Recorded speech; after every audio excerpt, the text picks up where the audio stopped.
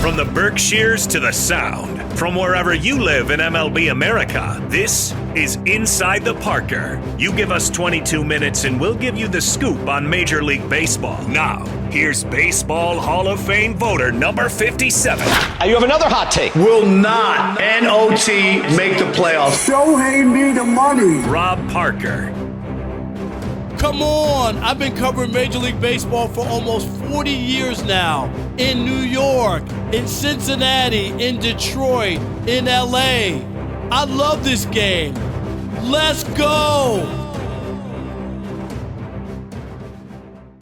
Welcome into the podcast, and I'm your host, Rob Parker. And what a show we have for you today. Before we even get started, remember, press this button, the subscribe button, so that you're always here, always up to date with all the best coverage of Major League Baseball. As you know, I've been covering baseball since 1986. I love the sport. This is the place for your baseball fix. Welcome into the podcast. I'm your host, Rob Parker. What a show we have for you today. Coming up, we'll talk with New York Yankees center fielder Trent Grisham and his amazing start to the 2025 season. Also, we'll check in on the White Sox with Kyle Williams. He writes and covers the White Sox for the Chicago Sun-Times. Plus, we'll have a little pushback, that and much more. Let's go. To lead off, it's Getting Robbed. And keep them up. Rob's hot take on the three biggest stories in Major League Baseball. Number 1. Stop the presses. The Colorado Rockies, yes, that awful baseball team in Denver, finally won a series. They had gone 22 straight series without winning one, and finally they've won a series, winning the first 2 games against the Miami Marlins. My goodness gracious. Even so, coming into Wednesday, they were a league worst 11-50. They will no doubt set the record for the most losses in a Major League Baseball season. It's unbelievable how bad the Rockies are, and something has to be done. They should not be this bad, and they have to get better, and they have to spend money on this team. Denver's a big-time city. I've seen that ballpark. In fact, a little history info, I actually covered the first Colorado Rockies game in baseball history. They played the Mets when I was writing for Newsday. I do remember that. And man, they've had a lot of great moments there in that park and in that town, but this is pretty bad. Something has to be done with the Rockies. Number 2. The numbers are horrific for Pirates ace Paul Skenes. And not from his standpoint, but from the team's standpoint. Are you ready? In his last 5 starts, where he's only allowed 4 earned runs in 34 2/3 innings, he's 1-2. Did you hear me? And the Pirates are 2-3. He's given up 4 earned runs in 34.2 innings. And he now has had 2 games where he's pitched 8+ innings, allowed 0 in one game runs, earned runs, and 1 in the other. And has allowed fewer than 3 hits in either of those starts. So you cannot pitch any better, but there's no offense there. I know, pretty bad, but I'm still going to say this.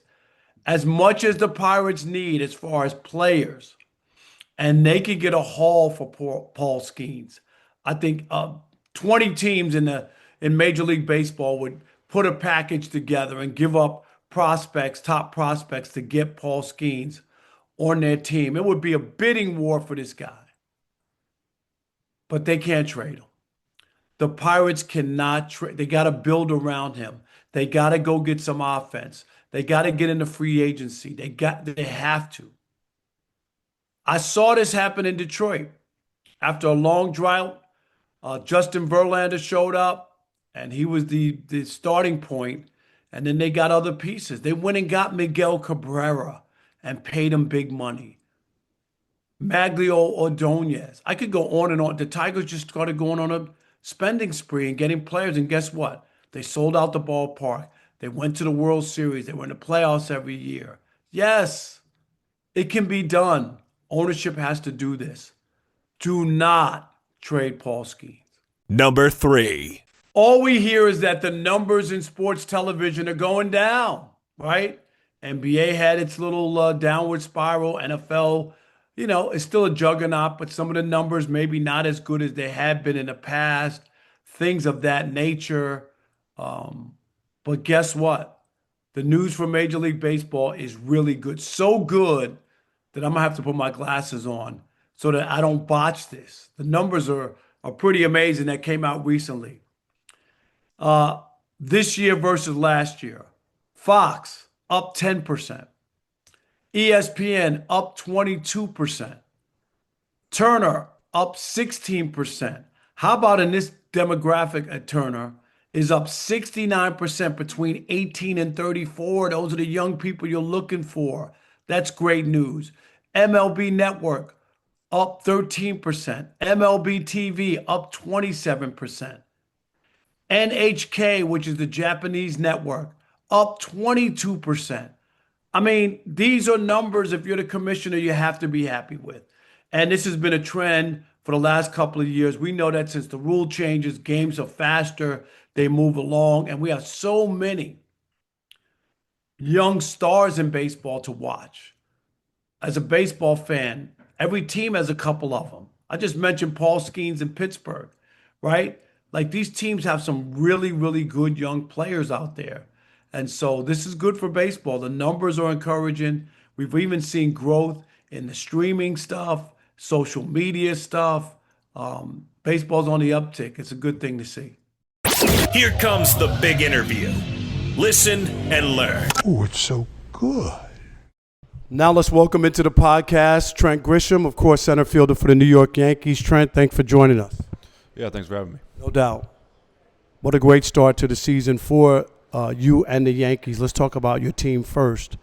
And just, you got some bad news right away. Garrett Cole, you lose your ace, some other injuries going on with some players and whatnot, and yet this team has been able to persevere. Just talk about the start for this team. Yeah, it's been a really good start. Tough news to begin, but we knew we had a deep pitching staff the entire time. And a lot of guys have stepped up. Will Warren stepped up big time. Obviously, Max is throwing the ball well. Carlos is throwing the ball well. Yarbrough's stepping up out of the pen and helping us out. When Stroh went down, it's just been kind of top to bottom. Everybody's really stepping up after that bad news. But the offense has been doing their thing too. It's been a really good start. I'm looking forward to keep it going. You talked about Max Fried, and been incredible. 7-1. The Yankees are 10-2 in the games that he started. Just talk about coming to New York, the pressure, you lose your ace, you got to fill in, you got to hold everything together. That's a big step. You got the big contract. There's a lot of pressure there. Max has seemed to handle it. Yeah, he's got a good temperament for it. Very calm dude, relaxed dude overall. So, and you can tell he really cares about going out there and competing every day. So I think that's really what separates him and has allowed him to get off to this really good start. Let's talk about you and your start. A real hot start for the Yankees. Home runs, doing everything. Just how did you feel coming into the season, and what were your expectations? I didn't really have any expectations other than what I was doing, preparing mentally. Had a good foundation over the last 2 years. I just got to a bad spot in San Diego mentally and how I was preparing. Really last year last 2 off seasons ago, sat down and said, hey, I need to turn it around. Put in a lot of good work last year. Was it physical, mental? What did you say to yourself? Was it things you needed to work on or do better, or was it just something mentally? I just needed to think better.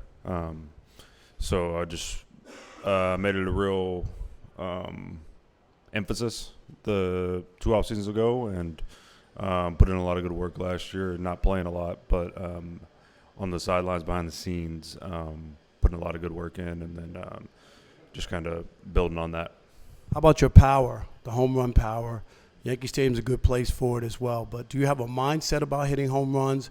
Is it just natural trying to hit the ball hard and somewhere, or are you trying to hit home runs? No, I'm really trying to hit a line drive to left center every single time, and whatever happens after that I'm good with, as long as I keep my mind on that. Our guest is Trent Grisham joining us here on Inside the Parker. You mentioned San Diego before. Talk about playing the difference between playing in the Bronx and playing in San Diego. San Diego has a beautiful ballpark. Yankee Stadium, of course, is beautiful as well. Just the differences. I would just say the overall, it's kind of polar opposites in every way. Obviously, good fans in both and a blast to play in both places. But I'd say the personality of the cities are completely opposite. Obviously. One is laid back and one is hustle and bustle, right? Exactly. And then obviously the coast, opposite ends of the coast. I mean, like, it was just kind of opposite in a lot of ways, but playing for both has been a lot of fun. This team has a big lead, the biggest lead of any division leader, and a lot of the divisions are pretty close in different teams. In the American League, other teams, you see the Tigers are off to a good start. The Central looks like possibly could have 3 or 4 teams make the playoffs. What about the East? Are you surprised at where some of the teams are struggling? Boston, Baltimore? I mean, it's early. It's really too early, in my opinion, to look at standings. We're just trying to keep our head down and keep going. And I'm sure there's a lot of good teams in the East, so I'm sure a lot of those guys will turn it around, make it interesting coming down the stretch. And then as you look at the National League, and obviously you guys made it to the World Series last year, lost to the Dodgers in 5 games. I know that's your goal again, and the National League seems to have a lot of good teams as well. Yeah, our goal is to win the World Series. That's the fun thing about New York. A lot of teams say it, but here we mean it. We believe it. We're about it every single day. We don't forget it every day, and we keep our eye on that. I heard a story, I guess, when you guys got your American League championship rings, John Carlos Stanton was like, this isn't the ring we were looking for. Is that how you felt too? It still was a nice ring, wasn't it? Yeah, I mean, it's a memento for friends and family if they want to see it, but to us it's not enough. All right, Trent Grisham joining us here on Inside the Parker. Man, thank you so much. I appreciate it. Continued success this season. Thank you. Appreciate it. In case you missed Rob Parker on the MLB Network, here's his latest appearance on MLB Now. The showdown is not meant to cause offense or harm. The viewer acknowledges any reliance on the accuracy or completeness of said content should be done at their own discretion. The host apologizes in advance for any affront as a result of personal attacks. All right, showdown time. Rob Parker joins us a little earlier this week. Rob, great to have you back. Brian Kenny here. How are you? Always great, BK. How are you? Excellent. We just did a whole thing on the Tigers, best record in baseball. Let me guess, you're not sold, right? I'm not sold. I don't want to be a Debbie Downer to everybody in Detroit, the Tigers. No, that's not your nature. It's totally your nature. Not at all. That is you. BK, hey, first of all, they have a 1-game lead over the Yankees in the loss column. They play more games than the Yankees, okay? Number 2, the Yankees have had a ton of injuries, including their ace, Stanton, Jazz Chisholm. I can go on and on. And number 3, that's how it works. The Tigers have simply, they've gotten fat off of the bad team against, like, the Angels, the White Sox, and what's the other bad team? And the Orioles. They're 13-1 against those teams. That's why the Tigers have that record. It's gaudy. It's fat. It's bulging. It's because they're feasting on those teams, which is fine. They're on the schedule. But I think that it throws people off into thinking how great they are. BK, it was only about a week or 10 days ago they had a 4-game series in Detroit against Cleveland, and they lost 3 out of 4 at home to Cleveland. Cleveland's a good club. Cleveland's a second-place club. By the way, they were 27-20 against all the rest of the teams. And Baltimore's not some pathetic little squad. Like, you know, it's Baltimore. They're decent. This year they are. And they're going to get a steady diet of the White Sox. That's their division. So that's how it works. No, you're not completely wrong on that. You're mostly wrong. They're a good club, Rob. They're a good club. No, they're a playoff team. I'm not saying that they're not. And the Yankees are hobbled. What can you say about, the Yankees have injuries? Stanton is injured. Oh, what a shock. And Cole is out for the season. We know that already. So it is what it is. The Yankees would have been more powerful with Cole or Heel. They don't have him, so it is what it is.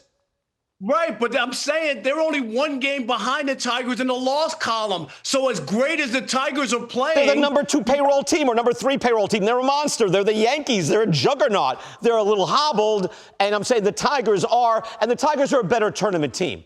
Yeah, I think you have to admit, like the way they come at you in waves, I could see them being better in the postseason than the Yankees. They're more equipped to play that game.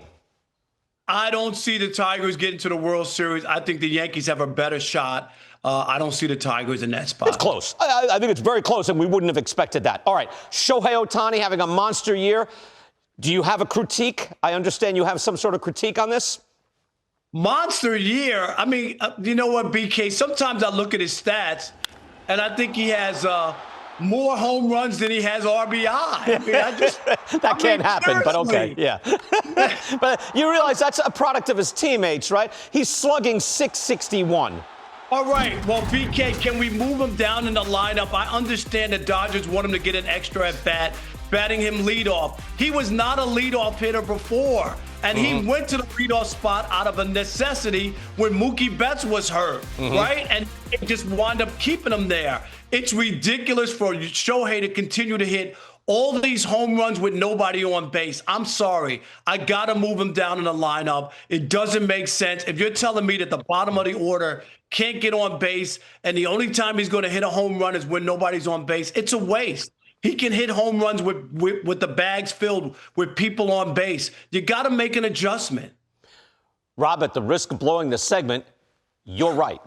You are absolutely. It's essential. Like it's a very new agey thing. Hey, we're going to put our best hitter leading off when we're only a few years into baseball, recognizing that the best hitter should hit second and not third or fourth. However, you're right. Lead off. You leave a lot of runs on the table by having a guy leading off. The leadoff spot, even in the DH era, faces fewer men on base. It's a decent gap, and he's a .660 slugger. They're leaving runs on the board. They're leaving runs on the table. You're right. 23 home runs and 39 RBIs? I mean, that is not good enough. He had 130 RBIs last year. There's no way. He's scoring runs at an enormous pace. That's the trade-off. But I'll say this. If it was a weaker club, you could say, well, who's going to lead off? They got lots of guys that can hit. Will Smith has like a .445 on base. He's a catcher, I know, but so what? If we're doing this where sluggers can lead off, your catcher can lead off with a monstrous on base. He's only slugging .500. That's Will Smith. You could lead him off. Ohtani batting second would be driving in Smith left and right. 100%. I love that a lot better than where we are now with the Dodgers. Leading off, I wonder at one point, I think at some point, I can't see Dodgers baseball ops going, we got a guy slugging .660 leading off. And the RBI thing, that's real. There's not as many men on base. Rob Parker, you're right. I'm going to say that 3, 2, 1. Rob, you're right. How's that? Dude, hey, BK, I've only been covering baseball for 39 years. Give me like that's just it? a little. Just 39. I give you credit. Good job, Rob. Great stuff. Thank you so much. All right, BK, always. Rob. When Rob was a newspaper columnist, he lived by this motto. If I'm writing, I'm ripping. Let's bring in a writer or broadcaster, old or new. Now let's welcome in Kyle Williams. He's the Chicago White Sox beat writer for the Chicago Sun-Times. And thanks for joining us, Kyle, here on the program. What's happening? No, thanks for having me. I'm happy to be on, and it should be a good conversation. No doubt. All right, let's start here. We know all about the losing with the White Sox, but on Tuesday night against the Tigers, they get a big-time win, and they end a franchise record 11-game losing streak at home. I mean, my God, is that terrible. People had to be relieved a little bit, and so have the players, right? Oh, absolutely. I mean, I've seen a lot of losing post games, and they were definitely happy. Like the music was blasting in the clubhouse yesterday, and they were definitely happy to snap that losing streak and get a win. And it's no coincidence it comes with, Shane Smith on the mound having one of his better starts. But, when you look at Great Field day in and day out, it's not a lot of fans there. More times than not, it's more fans of the opposing team there. So I know that the White Sox fans that do attend were happy to see the team not only just get a win, but like a decisive victory as well. I was going to ask you about the fan interest and whatnot. I mean, teams go through stretches. I mean, we could say a lot of bad stuff about the White Sox the last few years, but a lot of teams haven't won a World Series in the last 20 years, and the White Sox have. I know that's a long time ago, but where's the fan interest? Yeah, I think it's more apathetic than anything, and frustration. Like you mentioned that, they have the '05 World Series and they're celebrating. I believe it's been 20 years since that World Series this year. So the organization's been celebrating those players and everything. And then for me, just observing it, it's just a reminder of just how bad things have gotten, just how things have fallen off the rails, especially when you have the Cubs doing what they're doing on the other side of town, being a juggernaut. The White Sox should be one of those upper echelon teams competing year in and year out, but because of ownership, because of, the inept failures of the prior rebuild, it just hasn't happened that way. And that's how you end up with, 11,000 fans showing up, announced fans showing up on Monday night, and an even smaller crowd on Tuesday. And so when you have the apathy setting in, you have how bad and poor they are on the field, it's on the organization to sell the fans on their vision. And, you're starting to see some things sprinkle in with Chase Mydroff coming up and producing. You have Edgar Caro behind the plate, and you have Kyle Teal in the minors, one of their best prospects, who's tearing it up at AAA. And so I think fans they want to see more of those younger players, and they're just kind of ready to turn the page from last year's, disappointment. Our guest is Kyle Williams. He covers the White Sox for the Chicago Sun-Times. I know you briefly mentioned Shane Smith, who pitched in 5 1/3 scoreless innings in that win against the Tigers. Just tell us about Shane.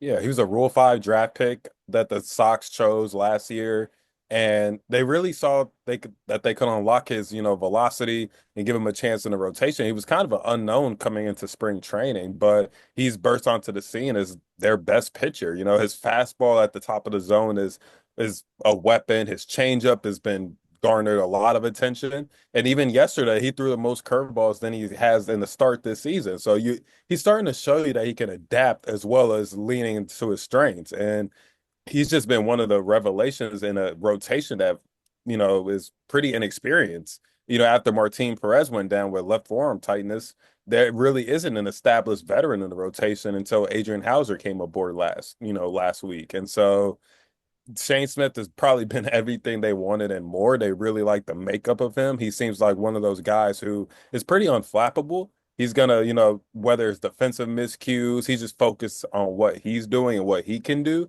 And he's showing that he can adapt and add more to his arsenal as well. How about Luis Robert Jr.? I mean, he's going through some funk.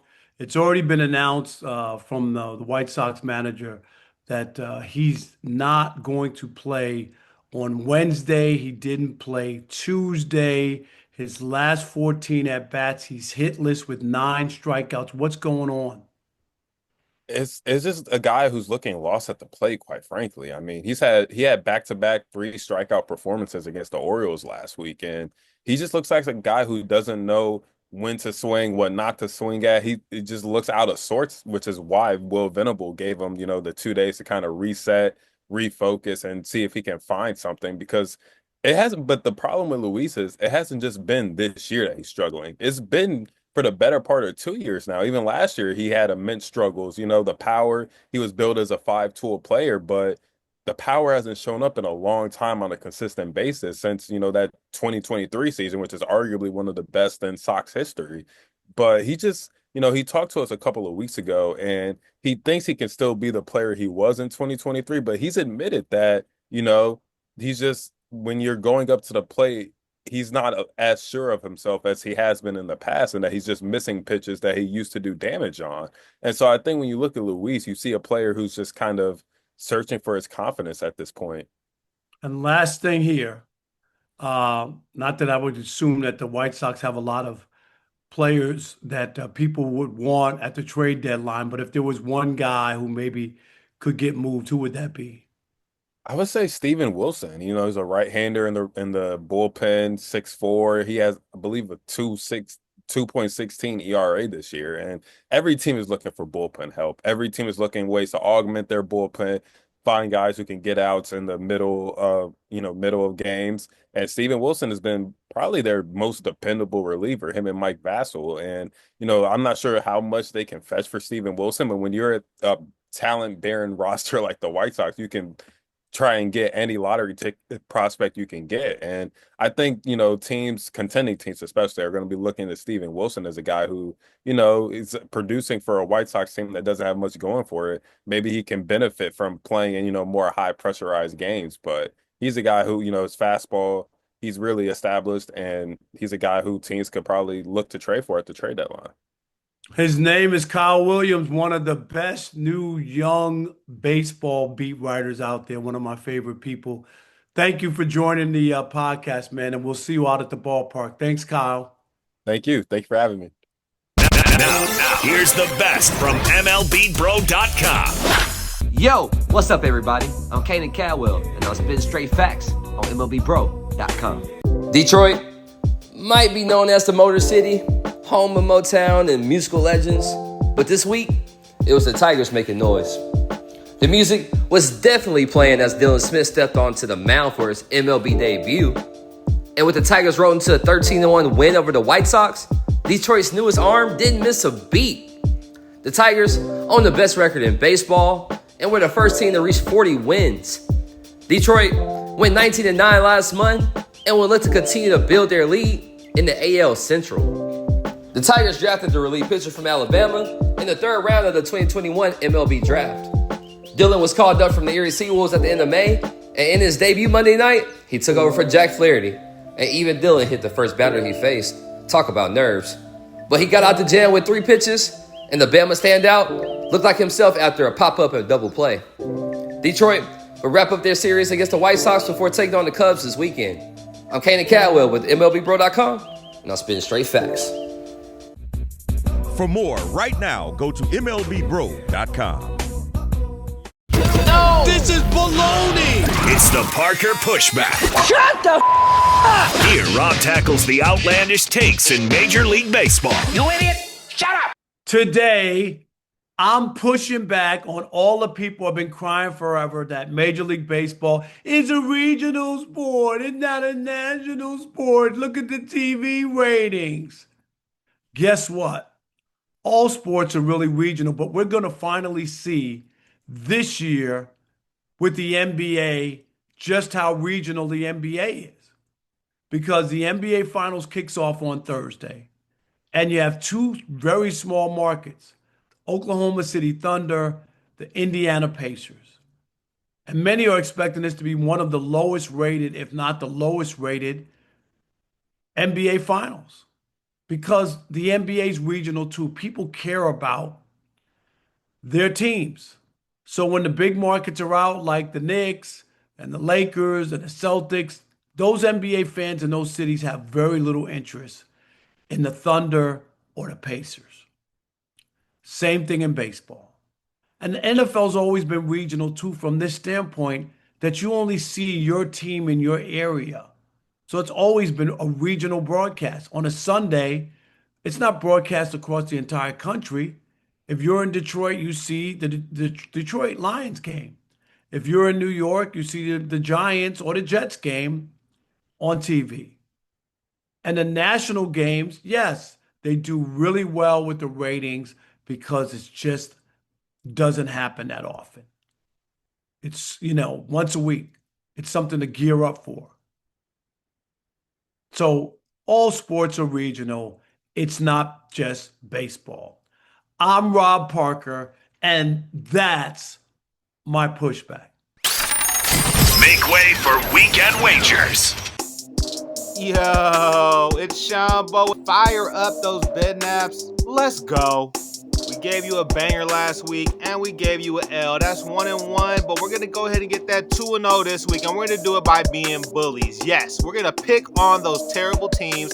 One of them probably should sell their team, and let's start that off in Colorado. You know where we're going with this. The New York Mets are coming down from the LA basin to try to do battle with the Rockies, and we think that they're in the mood for some revenge. The Rockies beat them earlier this year, and Cody Senga should get that W in a big way. -1.5 on the Queens New Yorkers. Go ahead and take the Mets on the run line. Then on Saturday, let's head to Chicago, where another floundering team got a little bit of mojo this week. But hi, I'm Rob Parker, the founder and editor of MLBBro.com, where we cover black and brown major leaguers. 75% of the content will be about the current black and brown stars in Major League Baseball. The other 25% will take a look back at some of the great black players. On the site, there'll be a ton of great written stories and videos and features. MLB Bro, because you need to know. MLB fans, when it comes to Major League Baseball, no one covers it better than the Odd Couple. Facts. I am the baseball king. First, second, third, and home. We're leading shows with baseball. Game over. They don't watch it. They don't know the game. All in one place. Right here on Fox Sports Radio. I love baseball.